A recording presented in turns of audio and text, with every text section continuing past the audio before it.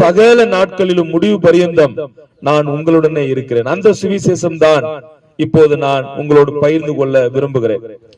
அப்போஸ்தலனாகிய பவுல் என்று சொல்லக்கூடிய தேவனுடைய மனிதன் அவர் இப்படியாய் சொல்லுகிறார், இந்த சுவிசேஷத்தை என்னால் இயன்ற மட்டும் நான் பிரசங்கிக்க விரும்புகிறேன். அதைத்தான் நாங்கள் எல்லா வாரமும் செய்து வருகிறோம்.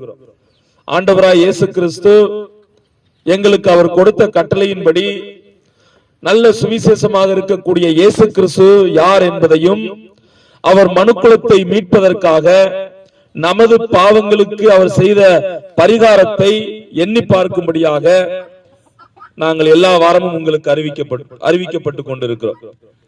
வாசித்த அந்த 16வது வசனத்தில் 4 விஷயத்தை குறித்து பவுல் சொல்லுகிறார். அதைத்தான் இன்றைக்கு நான் உங்களோடு பகிர்ந்து கொள்ள விரும்புகிறேன். சற்று நீங்கள் கவனமாக கேளுங்கள்.